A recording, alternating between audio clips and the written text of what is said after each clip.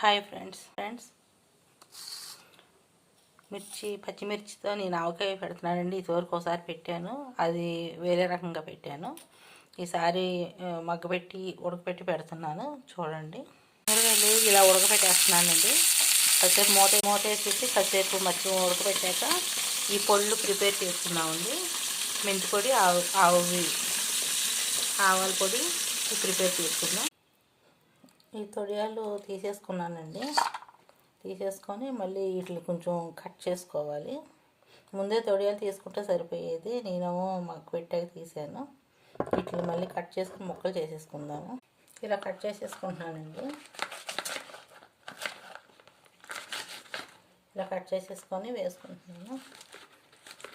అన్నం తినేటప్పుడు ఒక ముద్దకి ఒక ముక్క వెళ్ళేటట్టు ఈజీగా ఉంటుంది కదండి. పచ్చిమిరపకాయలు పలంగా కాకుండా ఇలా ముక్కలు అయితే ఈజీగా ఉంటుందండి.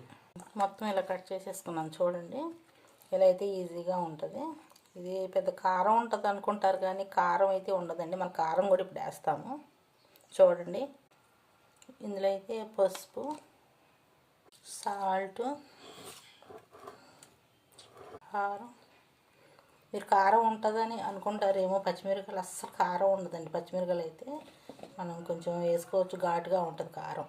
పిండి, మెంతిపిండి మనం ఇందాక ప్రిపేర్ చేసుకున్నాం కదా, అది కూడా వేసుకుంటున్నానండి. నూనె ప్రిపేర్ చేసుకుంటున్నానండి. నూనె తాలింపులకి నూనె కొంచెం ఎక్కువగానే ఉండాలి. తాలింపు తీసుకుంటున్నానండి. జీలకర్ర, కొంచెం ఆవాలు, శనగపప్పు, మినపప్పు వేసుకుంటున్నాను. వీడియో తీసుకుంటే మధ్యలో కొంచెం డిస్టర్బెన్స్ వచ్చిందండి. ఫోన్ పడిపోయింది, చేయి తగిలి, ఏమనుకోవద్దు. కొంచెం గ్యాప్ వచ్చింది ఇందాక. కొంచెం కరివేపాకు కూడా వేసాను, ఎనిమిరపకాయ కూడా వేసాను. తాలింపు వేగేలోపు కొంచెం కలిపేసుకుంటున్నానండి. తర్వాత తాలింపు వేస్తాను.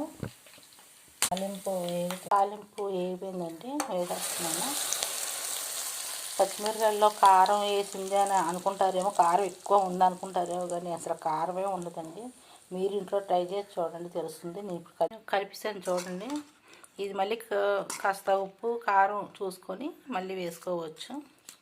ఇంకా చూడండి, బాగుంటుంది. అన్నంలో కూడా కలుపుకోండి.